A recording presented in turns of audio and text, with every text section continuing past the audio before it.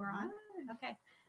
Good afternoon, everyone. Welcome to this webinar put on by Boulder Psychological Services about postpartum depression and anxiety.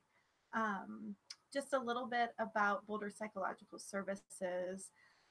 We are a group of therapists who market together and often work together, and part of our group is doing service-oriented work such as these webinars or talks at libraries and schools to give back to the community of Boulder. And now that we're on the internet, it reaches farther than just Boulder. So we're happy to be here today to talk about postpartum depression and anxiety.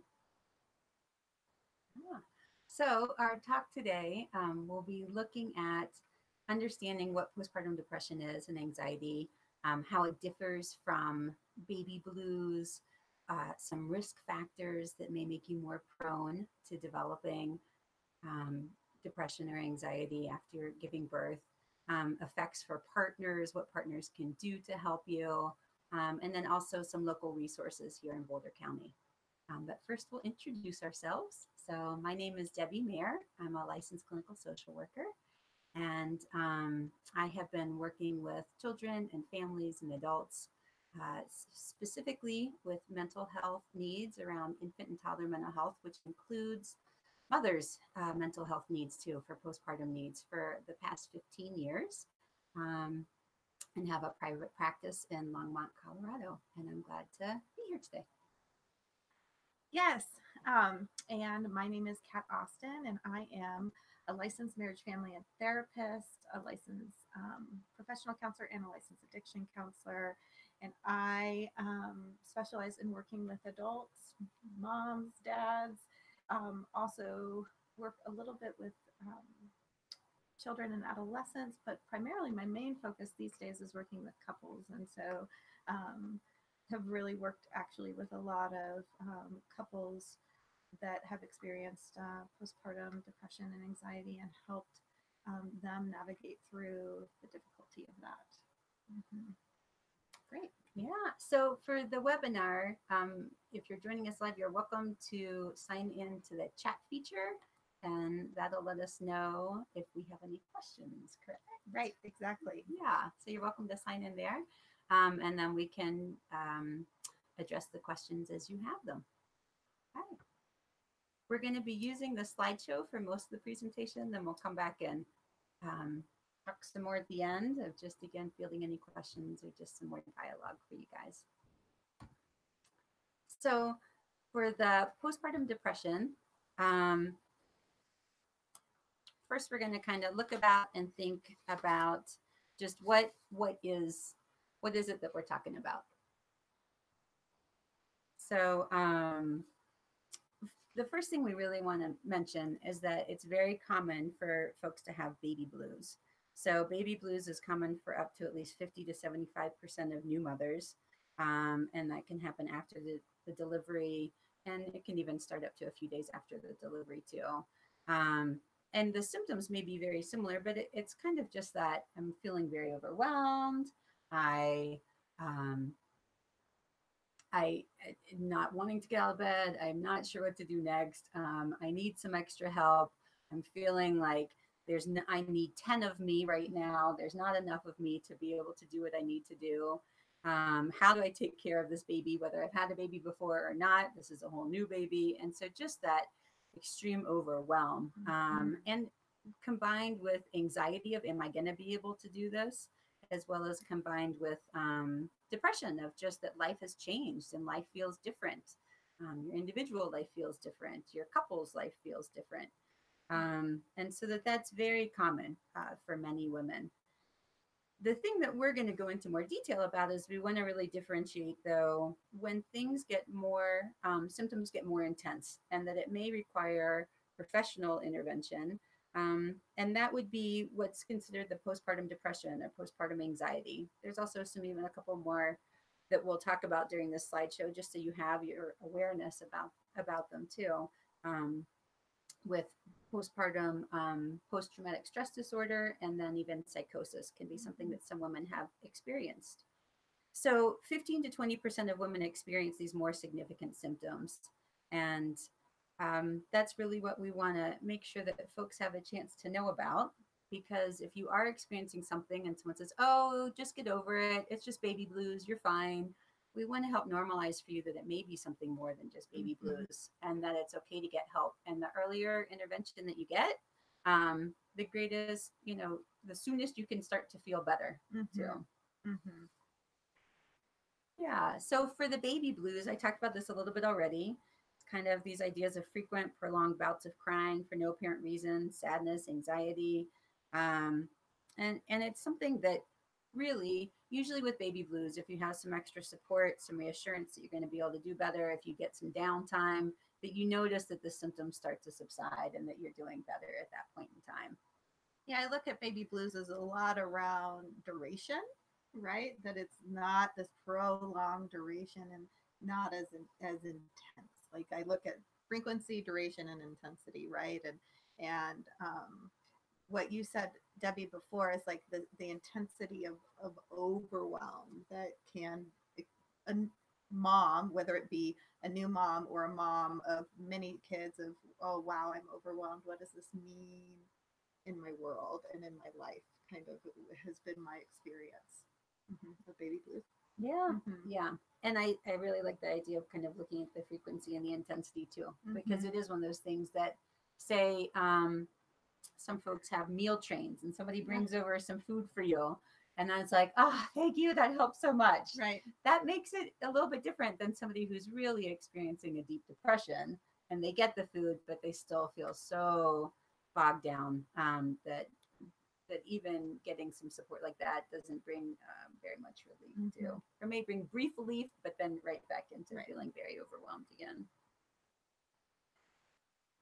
So when we think about the postpartum mood and anxieties, and as you see on the slide here, just kind of talking about the different types. The postpartum depression is very common, and a lot of times that's what people just refer to for everything, but there are really more specific differentiations. So then there's also postpartum anxiety, postpartum post-traumatic stress, and postpartum psychosis. These can start as soon as a few days after the baby's born and up to a year after the birth.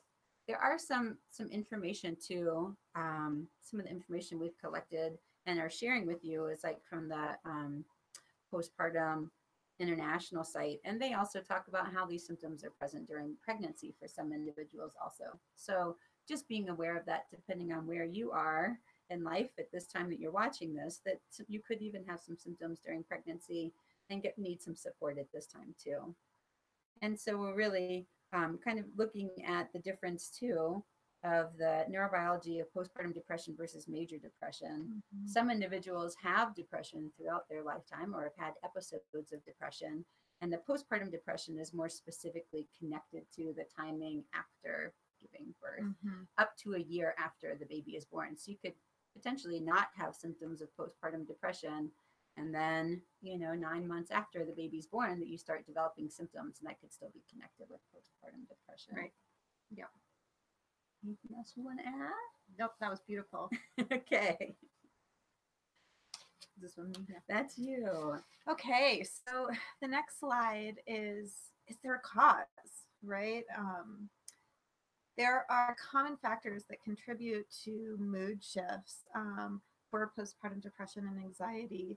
I think the most important is to talk about the hormonal fluctuations, drops following the pregnancy that can affect folks and women. And I mean, pregnancy, you're filled with hormones, and then right after birth and subsequently up to a year, your hormones are moving and changing all of the time, and your body's moving and changing.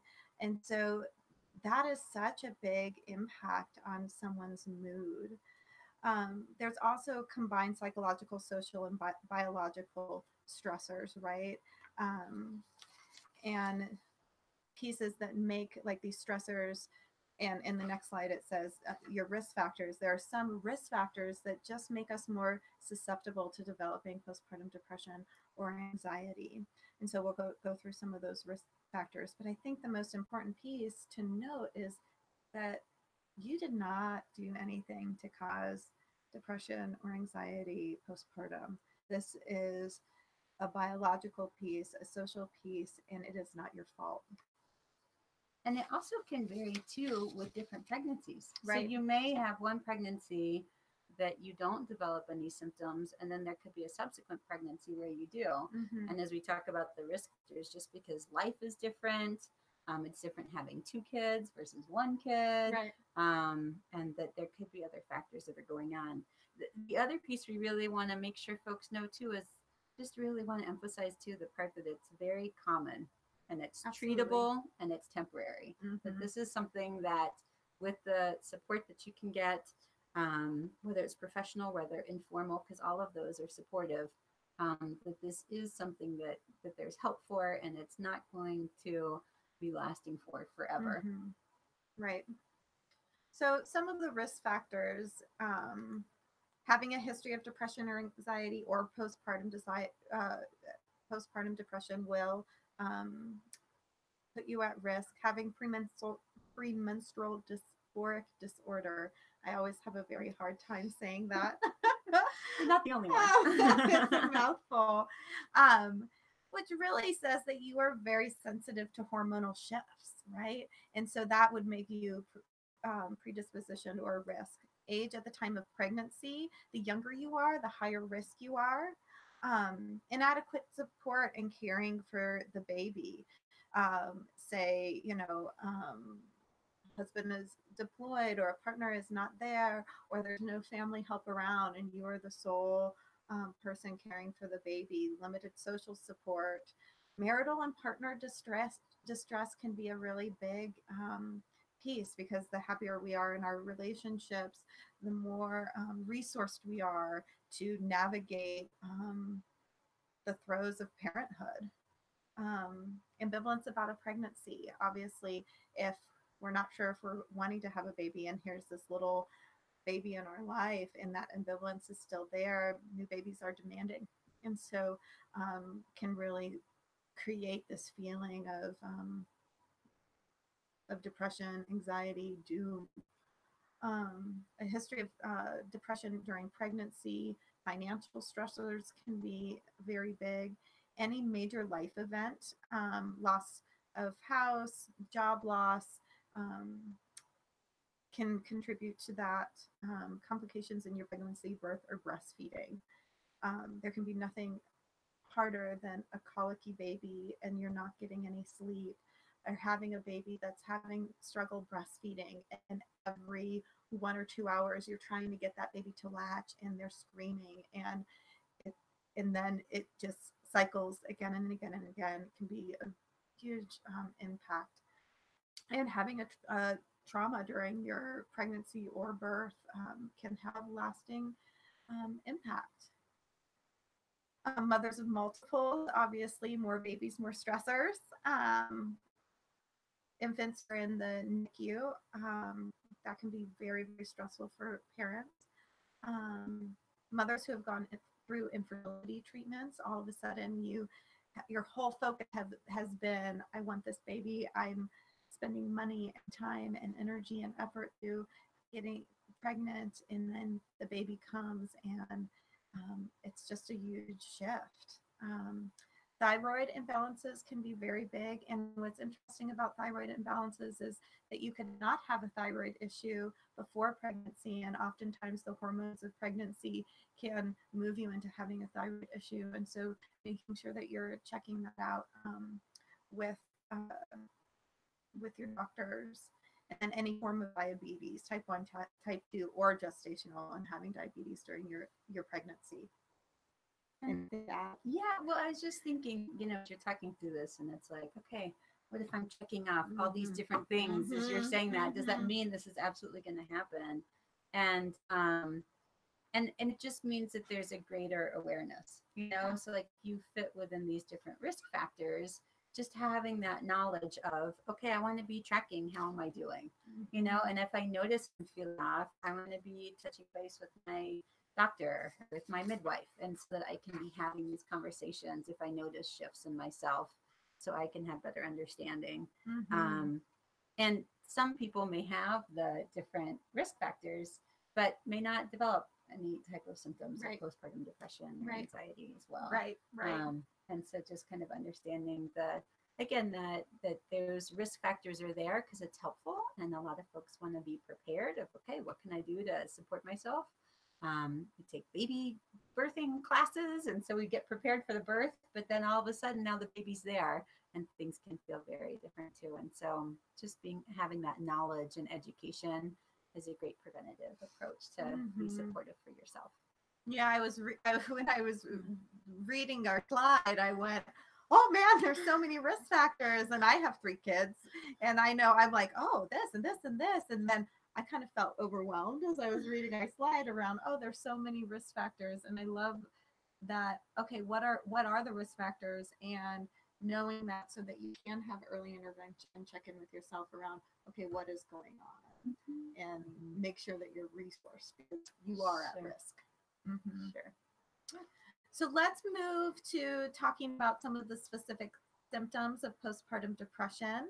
So just alternating highs and lows in your mood, frequent crying and sadness, feelings of anger, irritability, fatigue, or difficult sleeping. Now I look at this of like, if you have a baby, you're not sleeping, especially if it's a new baby, but even like my month-old, she doesn't sleep ever. And so I look at this too, of what I track clients is, are you getting up with your baby and then going and getting back into bed and you can't fall back asleep, right? That's the difficult sleeping part, not based on your baby, if that makes sense. Appetite disturbances, feelings of guilt, shame, or hopelessness, feelings of anxiety, lack of interest in your baby is a very big cue and symptoms, and then possible thoughts of harming your baby or yourself can all be symptoms of postpartum depression. And again, I think of this too, is it's looking at that intensity of it too, right? And I think at a typical, how you were talking about the sleeping, is it because you're having racing thoughts, or is it because you don't want the baby cries and there's I don't feel like getting up again, and then there is no way I could get out of bed right now. I don't want to take care of this baby right now. I just don't want to do it, so there's that difference of how it really feels for yourself too. Right. And is it that sometimes it's easier and sometimes it's not, but when it's also this pervasive, really having a difficult time sleeping throughout the time, even if the baby's resting. Right. And I would even say, if you're having those risk factors and you're having some of these symptoms, that kind of term of duration, frequency, and intensity, and scaling it for yourself. Okay, where was the intensity of not wanting to get up and taking care of my baby? Was it at a 10? Where is it, the next day, so that you're really tracking your mood and being able to reach out for help if need be. But I really like to put it in that frequency, duration, and intensity, because the longer it's going on, the more intense it's going to get, the more frequent, feeling guilt around X, Y, and Z happens, the more intense it's going to get. So it's a nice kind of marker and way of measurement.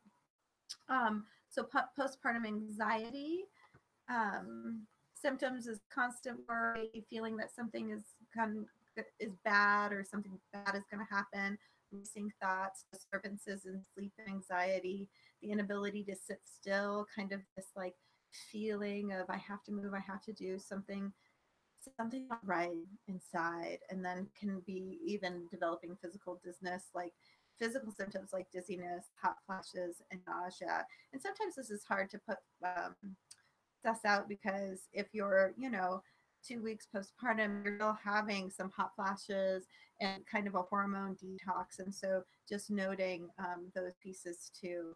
And you will notice that some of the symptoms of anxiety marry some of the symptoms of depression. And so sometimes they go hand in hand, which is important just to note. Yeah. I think it's also just kind of the combination too of, you notice how many of these different symptoms may be coming up for you too. And you know, it's like, it's common that once you have a baby, especially if it's your first baby, it's like, are they sleeping? Are they breathing? Are they okay? And you're going in and you're checking on them. That can be very common. Yet it's also that it's really impacting your life. And you notice that it's having a big interference with your capacity for you to still function in life as well too. That you're always thinking about the baby, always worried something's going to happen to the baby, or something bad is going to happen. I'm going to take a time because we had a question, and so I want to take time out for that. And just please, if you have any questions that we're going along in our presentation, just jump in. So if somebody has a history of depression and anxiety, does it mean that they definitely will have postpartum depression? I'll jump in for a second. Please, I mean, I think, you know, it makes me think of that there's, again, those risk factors that you could be at risk of having postpartum depression or anxiety, but it doesn't mean you're going to. And we're going to be talking later in the presentation about a lot of preventative factors and supports that you can put in place for yourself. So that way, you also, it's kind of like if you think of a house, you're creating a really strong, solid foundation so that as the baby is born, you can build a taller house and you can create more in your house. So just because you've had a history of depression or anxiety does not mean that you will develop postpartum depression or anxiety. And some folks find even during pregnancy that they feel a lot better. I have a lot of clients that feel better during pregnancy. And after they have the baby, it doesn't necessarily mean that they will continue to feel better, or they'll go back to feeling worse. It really depends on the individual. So just tracking yourself, it's great if you know you have that history, so you can have some knowledge and awareness for yourself of what to look for. You can even, I found what's been really supportive for some individuals that I've worked with too, is you put together a support plan for yourself. So it's like, what are signs that I know if I get to this point, I for sure need to activate getting help from more than just calling my mom or talking to my partner or reaching out to friends. Like, I know I need to activate a higher level of getting support. So kind of thinking about that ahead of time and even jotting it down for yourself so that it's like, okay, if I know I get to this point, then that's what I'll need to do. And also letting your partner know. And like having that, it's almost like a birth plan, right? You have this like really thought out birth plan around, okay, this is what's going to happen when we give birth. And if this happens, then we're going to do this. It's like your afterbirth plan of, okay, this is how we need to tackle this together. And I need you to be tuning in and seeing me too, and knowing that I have risk factors and noticing me and tuning to me, and not only our baby. So I think it's do it, write your plan, but also let your partner know and have some conversations about it. Yeah. And permission for each other to be able to say, I need your help. Right. And here's what I need. Right. And the partner also being able to say that too. Right. You know? Absolutely. And if you're a single parent, knowing who you can reach out to, maybe contacting with some friends of like, hey, I'm gonna need you. Can I put you down as kind of, you know, just one of my go-tos? And if I need something, that I can always contact you. And here's what I would say if I say this, then that means I need you to come over, or being able to be very specific so that folks are there for you.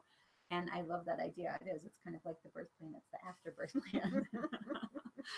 Yeah. Okay.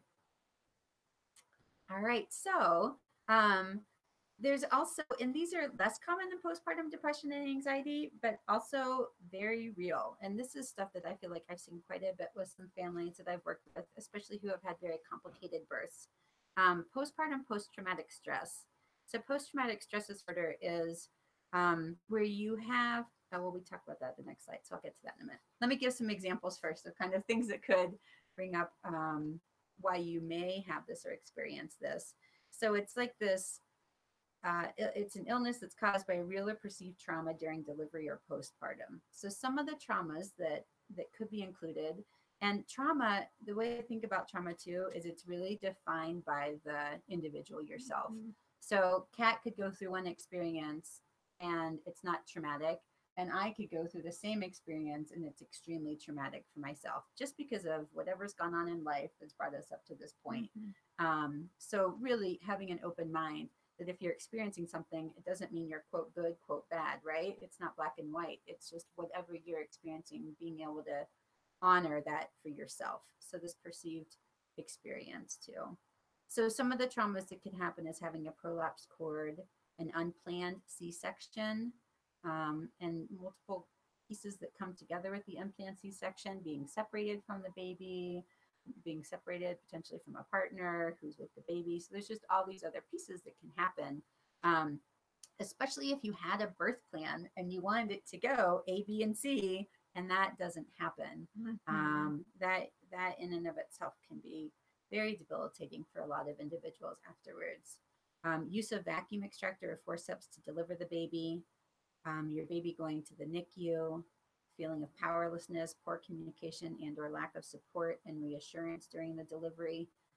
So that could be a felt sense of powerlessness with your doctor or with the nurse. It could be that your personal experience was that you didn't feel that somebody was listening to you, or you didn't feel that you had a choice with something that happened. Or it could be too that you really did not want to get a certain procedure done, but because of safety, it had to happen. And you felt very powerless because that was something you felt very adamant you didn't want to have happen, but you needed to do it because it was for the safety of yourself and safety for the baby.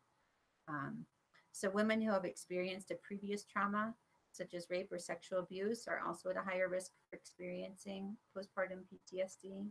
And women who have experienced a severe physical complication or injury related to pregnancy or childbirth. So in addition to experiencing these, then there's also all of the medical needs that happen afterwards too. So it could be an extended stay in the hospital. It could be separation from other children at the home. It could be that partner, you're a single parent and so you're on your own, or it could be that the partner has to go back to work and aren't able to be there to support you. So again, the trauma could be a whole wide range of experiences. And I feel like this, even though the information said approximately 9% of women experience this, maybe it's kind of considered more in that more mild category that people have it. But I feel like a lot of people hold quite a bit of trauma following birth of I think in our society too, it's like we're able to plan everything. We're able to say when we want things to happen. We're able to put it together the way we want it to. And then when it doesn't, there can be a perceived sense of I did something wrong. This is my fault. Or why did I have to go through this? Why did I have to be this way? And so to me, this comes up quite a bit for a lot of individuals. And if you don't work through it or get it resolved, then it's something you're carrying. And we'll talk about that a little bit later too, of impacts for the baby also. Yeah. So some of the symptoms would be intrusive re-experiencing of a post-traumatic event. So say you keep reliving in your mind, like you keep seeing it and keep seeing it and keep seeing it, or thinking about it or experiencing it as if it's actually happening at that point in time, and can feel very intense. Flashbacks or nightmares, avoidance of stimuli associated with the event.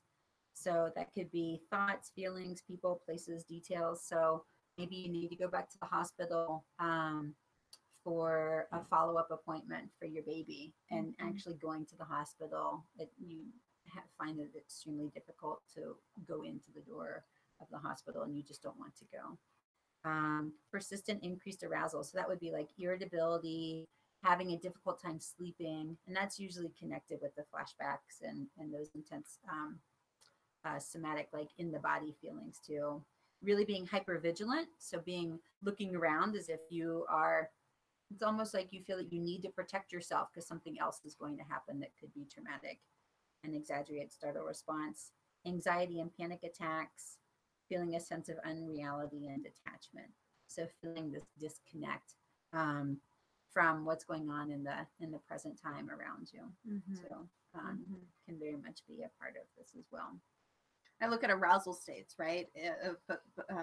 Post-traumatic stress in general, like you can be hyper aroused, or you can be very, very under aroused in order to protect yourself. And it's like those extremes that folks are living in. Mm-hmm. Mm-hmm. Right. And that can also be hard to talk about because there can be this notion of I'm supposed to be okay. I'm supposed to be back and fit and well, and I'm not allowed to talk about like, oh, okay, yeah, so it didn't go the way I wanted to, or oh, this happened. A lot of times people feel like it's not okay to talk about that, but it really is, because that's the stuff that can really linger inside quite a bit and can really affect yourself and your relationship with your baby. Right. Right. Yeah. And then the last one we're going to look at is postpartum psychosis. And this is something that the onset is usually sudden and most often within the first 2 weeks of postpartum. So symptoms of postpartum psychosis can include delusions of strange beliefs, hallucinations, seeing or hearing things that aren't there, feeling very irritated, hyperactivity, decreased need for or inability to sleep, paranoia and suspiciousness, rapid mood swings, and difficulty communicating at times. There is a mother that I worked with a number of years ago who was very happy during the pregnancy. Things were going very smoothly. She had the baby, and then there was a sudden onset of that she was having thoughts of hurting the baby. And she's like, this is not me. This is not like me. Where is this coming from? What's happening? And so it's very important that if you have any of these types of symptoms, to get help, because there is help that's out there so that you can get that support for you. Because if you are having these more intense or extreme symptoms, your safety and the safety of your baby are very imperative.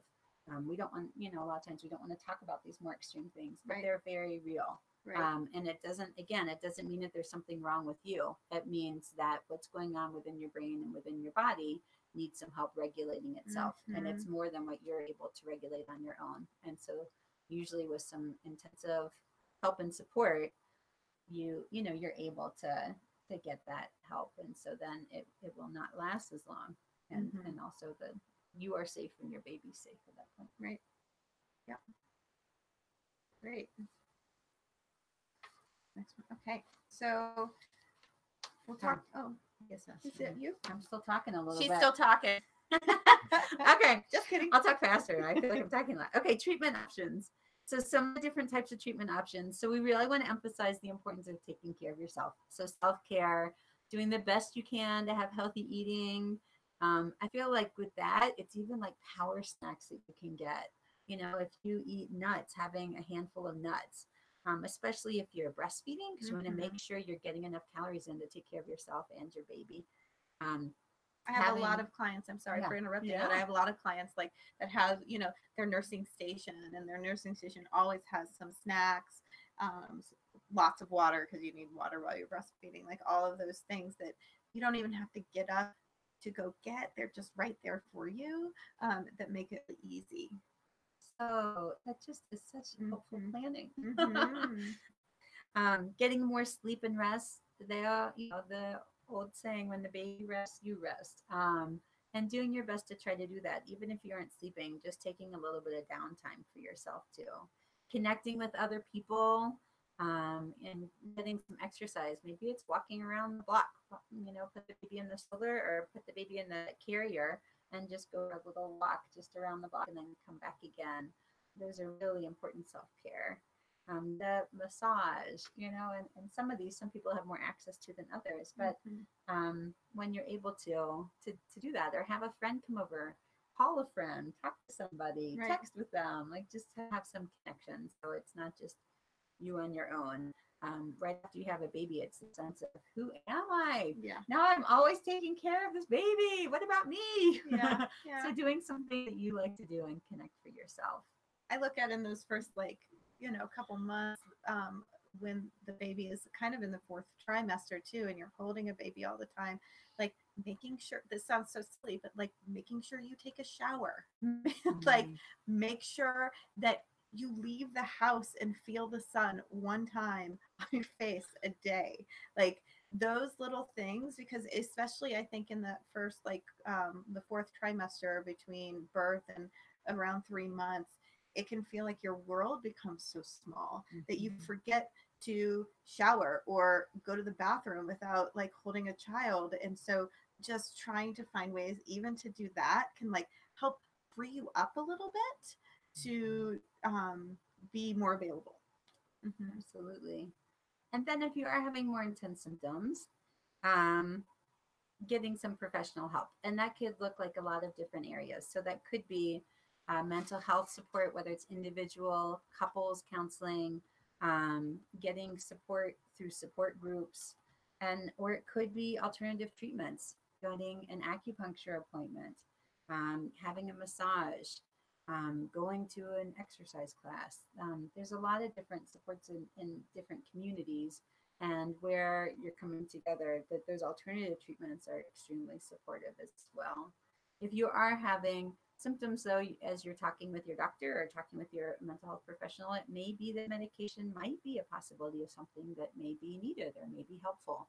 And there's different resources that you can look online, like through the Postpartum Support International. They have information about Mm-hmm. medication and safety during breastfeeding, but also definitely talking with your a psychiatrist, your OBGYN, or your midwife of just kind of help me understand and think about this, because it could be a very real option that would be good for you. And then for a more extreme end of an experience would be such as the postpartum psychosis. If there's a safety concern for yourself or for your baby, a hospitalization may be needed. But again, that's on the extreme end of Mm-hmm. where we're talking here too. Um, and then the amount and duration of help depends on you and yourself and your response to treatment. Um, if there's things that are recommended to try, how often you're working on those things, especially if it comes to couples work, how supportive you and your partner are for one another, Mm-hmm. and just, the more you put into this, the more that you'll get out too. Right. And it's important, if you don't feel like it's a good fit with whoever it is that you're working with, then seek out someone else too. And you can always ask if someone has experience in working with postpartum issues, because Mm-hmm. it's a little different. Yeah. A lot of the treatments may be similar, but holding that context of understanding what you're going through, that greater picture of everything that's happening within your family system, is a very helpful context to have when you're working with someone. Mm-hmm. Okay, and then what you can do now, maybe I'll stop talking. Let me send this to you. You Oh, can do that one. okay. um, what you can do now if you're um, postpartum and you're saying, "Oh man, I'm having some of these things." First thing is go ask for help. Go ask for help. Like talk to your OBGYN, talk to your midwife about what you're experiencing. Talk about it. Like know that you're not alone. Know that it's common, and just by talking about it can help move things around. Get rest. This will help you think more logically. I think sleep deprivation is one of the hardest things ever. And so rest is so important. Get moving, go for a walk, go outside, do whatever you can to increase endorphins. Eat healthy, drink plenty of water. We kind of already touched on that. Reach out to your support network, friends and family. Ask locally, get breaks. Go to support groups. There are so many support groups for moms out there, um, both online and in local communities. And we'll have some of those resources at the end of our presentation today. And then contact a professional um, if you're feeling like you need that. So prevention. So you know that you have some of these risk factors, and we've talked about this a little bit. And Debbie and I actually didn't even talk about this when we first met to talk about this presentation, but creating that postpartum self-care plan will be very huge. So be realistic about your expectations for yourself and your baby. Um, it is okay if your house is a little messy. or there's dishes in the sink. When your partner comes home, be realistic around what you can do, because you have to care for yourself and you have to care for your baby, and the rest will come. Limit visitors when you first come home. I think this is really important. Have people come, you can have people come bring you food and things like that, but be really cognizant of um, who's coming, how long they're staying, and if they're helpful. I've been creating a book for a long time in my head. It will happen someday around grandparents and what they can do to be really helpful and supportive grandparents, especially when new babies come into the picture, because our visitors have to be helpful. Having one more thing for you to take care of isn't going to help your mood. I just want to jump in for a second. Yeah. I think that helpful part is so important. And it's also important as part of that plan to be talking about with your partner. Because you may have one relationship with your mom and your partner has a different relationship with your mom, and vice versa with your partner's parent or parents. And if there's a lot of stress or tension within a relationship with a parent, having those conversations ahead of time of how you're going to handle that. Of like, I really, I'm glad that your mom wants to help out, but I can't have her around all the time. So we need to be on the same page that she can come over for an hour and then we're going to have a break again where it's just us. So having those conversations ahead of time of who is most helpful for you and your family. Yeah. Let me get on my soapbox for a minute. My book, right? Like, also being able to have that conversation with the grandparents, right? Around, this is how you're supportive to us. And in my opinion, the support is around, how do you help this family be a family unit and help the mother bond with the baby? It is not about the grandparents bonding with the baby. Yeah. Right? Whose need is it Whose at this time? need is it at this time? And in those first couple months, it is all about mama and baby and partner, but really about mama and baby, and like making sure they're healthy and happy and thriving. So that's my soapbox. Yeah, I'm just going to tag on with my soapbox. Yeah, because when it comes to building the attachment with your baby, that's going to be the foundation for your baby's life experiences too. And having that connection of feeling that their needs are met is going to be one of the biggest gifts that you can give your child. And so if you're feeling like you're always stretched meeting everybody else's needs, then that's going to get in the way and interfere with that sense of being able to create this really strong attachment with your baby too. And so it's okay to set boundaries. And if setting boundaries is a little harder for you, this is a great opportunity for practice. Life gives lots of opportunities to practice the things we need to. That's right. And nothing like a baby to like push you forward. Yes, in many ways. Yeah, totally. In many ways of like highlighting, different aspects for yourself and ways to support yourself, support your relationship with your partner, as well as your relationship with your baby. Right. So get sleep and rest. Sleep when your baby sleeps. Let the dishes go. Let the laundry go. Like, sleep when your baby sleeps.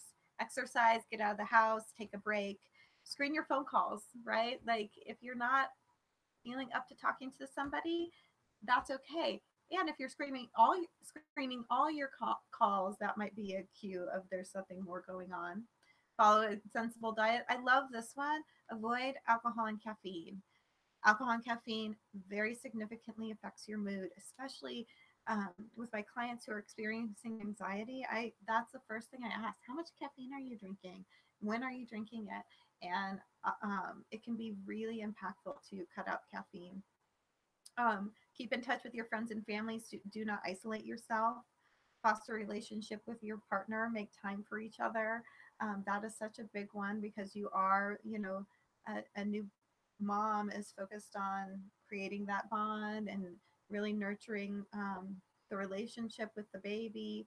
And sometimes a partner can feel secondary.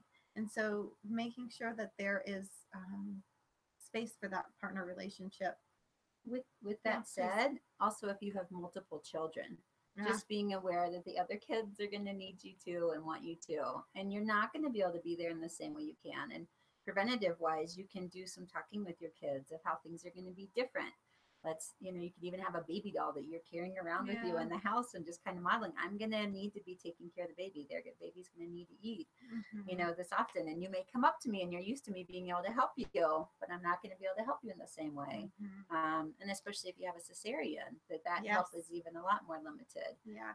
So doing some talking and conversations with your children ahead of time so they have just a frame of reference of what to expect. There's, you know, you can only prepare so much, but helping them understand that, and then carving out some time so that maybe you do a story with them when they come home from school, or that there's some special time that you're able to do with them. And if they really need you, other times reminding them, I know you really need me right now. I wish I could help you. I'm not able to, but remember, we're going to do that story in just a little bit, and we'll sit down and we'll play together then. So Mm-hmm. just me keeping in mind all of the different folks who are in your family system too. And letting those other Mm-hmm. siblings know that you have enough love, right? Like Mm-hmm. that's one of the things that I always hold dear, right? Like you have enough love to go around. You're always going to have enough love for all of your children. Mm-hmm. Um, Yeah. The last thing that was on there oh, too, right. I Did just I feel miss like, one? well, social Yeah, media. yeah. I Go, feel go. like Sorry, I this. missed This it. is another soapbox, but it's like if you are someone who's active, for example, on Facebook, people always post the really positive 1 second shots of where everyone's smiling. And that's not always the reality of how the rest of the day is. And what can happen is then there becomes this myriad of, they have kids too, and they're doing fine. Why am I having such a hard time? And there can be this self berating that happens. So just being aware of the impact that social media can have Yes. is important, just to hold that in mind. Right. Yeah. So this next slide is on partners. So ways that partners can help if postpartum mood and anxiety issues are arising. Um, the research has shown that a woman's depression or anxiety will markedly improve with consistent support of a significant other. So this is tough to be watching your partner struggle, plummet, not be able to connect with her. And it's very, very, very difficult for partners. And so try to connect with her, ask her what she needs, be responsive to her, really tune in to your partner in the same way of you attune to your baby. Let her know that it's not her fault and that she's not alone. I think one of the pieces and one of my beliefs is feeling alone is totally detrimental.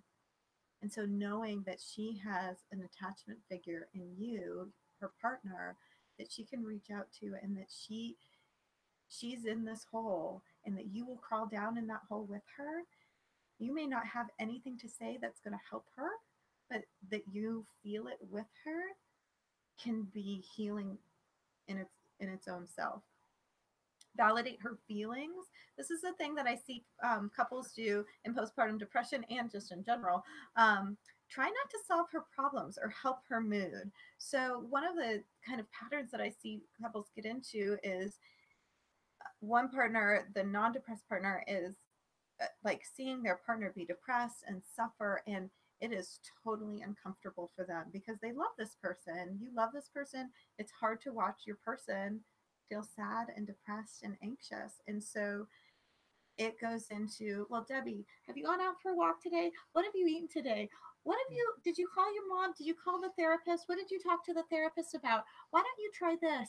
And for somebody who's experiencing a depression or anxiety, that is just, it's not helpful. And it makes them feel like there's something to be fixed. And so while, helping, like, hey, let's pull out your self-care plan, let's figure out what we need to do to help you, is different than throwing an array of coping skills at your partner to try to solve her problem or help her mood. Support her in getting outside help. This may look like asking her if she needs to see a therapist, maybe finding a therapist, maybe driving her to therapy or in a support group, finding a psychiatrist that works with postpartum mood issues. Like, depending on the severity of what the mood issue looks like, she may need that much help, and that's okay.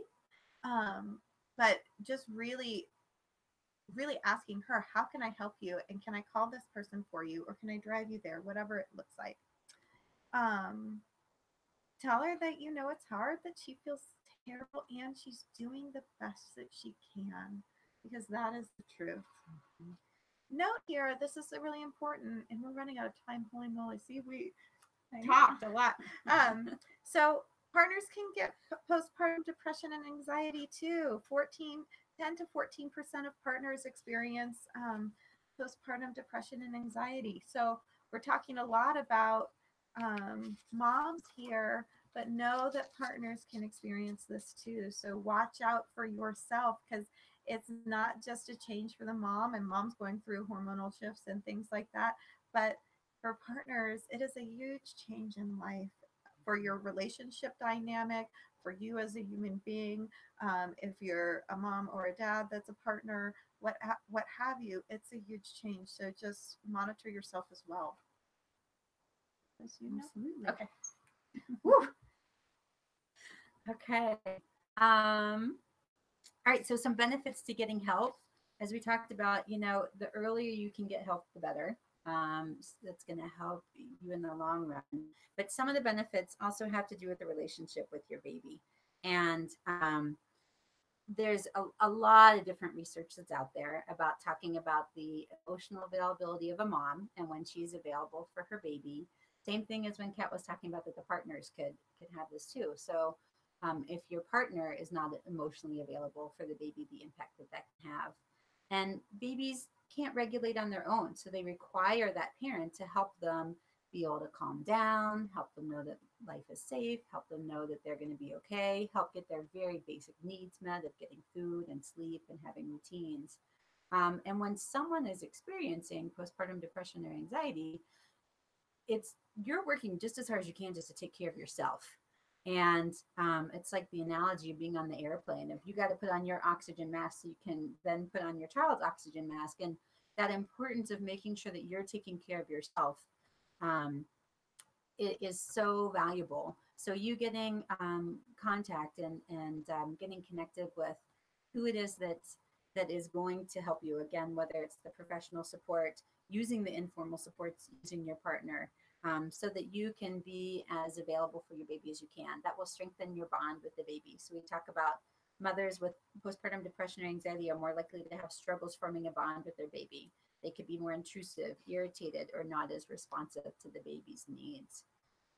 Research also shows that the infants who have a parent that suffers from postpartum depression or anxiety have lower levels of social engagement, less able to self-regulate, and have a higher baseline level of stress reactivity. So I've done a lot of dyadic work where it's working with the parent and the baby together and really helping, for example, the mom really understand what the baby needs from her.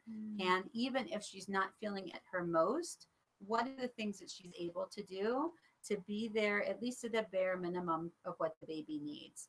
You're going to make it through this time frame, and this time frame is not going to last forever. So how to make it through? Okay, let's make it through this baseline of these days right now.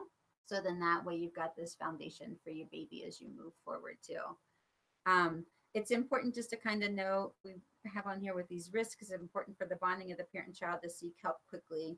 The first 2 years of life are so important, and parent mood is pivotal in a child's development. So again, it's that when the mom is able to regulate herself, she's going to be able to help support the baby to regulate the baby too.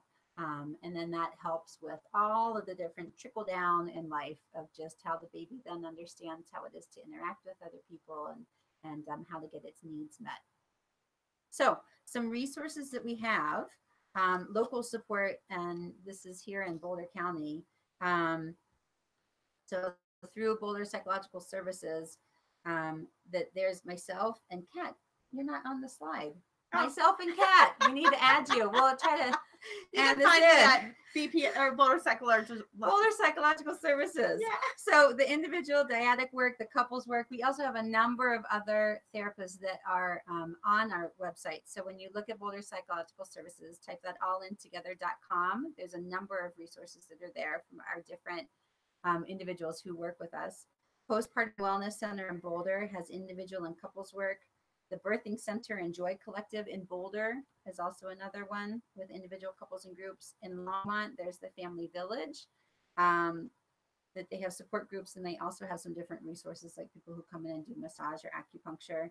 A home-based program for more higher risk families too is the Community Infant Program, which does a combination of home-based and nursing support. And then for you to have Postpartum Support International, there's a helpline that you could call 24 hours a day, 7 days a week. And that phone number is here on the slides. There is a support group that I'm going to be doing if you're local. You can contact me. It says to please let me know by this Friday. But if you happen to get this and want to let me know by early next week, that's going to be out in nature. It's going to be an outdoor-based support group where we'll be doing a little bit of hiking, some qigong, doing some mindfulness, doing some emotional regulation skills to help support you, and then also that opportunity to connect with other individuals so you're not on your own. I love how that hits so many of the pieces of like how to help now, right? Community, support group, outside, exercise, and therapy. Yeah. It's amazing. Yeah. Mm-hmm. So we're about that time. We did perfect in our timing. Yeah. So I want to thank everyone that is watching today and in the future on our YouTube channel, and wish you luck on this journey of babyhood, motherdom, partnership, and fatherhood, all of the things. Absolutely. And if you have further questions, go to boulderpsychologicalservices.com. You can contact Kat directly and do some email or phone numbers on there as well if you have questions and want to follow up with her. Or my information is on there as well too, so that if you have questions, we are available outside of this webinar. Yes. Thank you. Okay, thank you.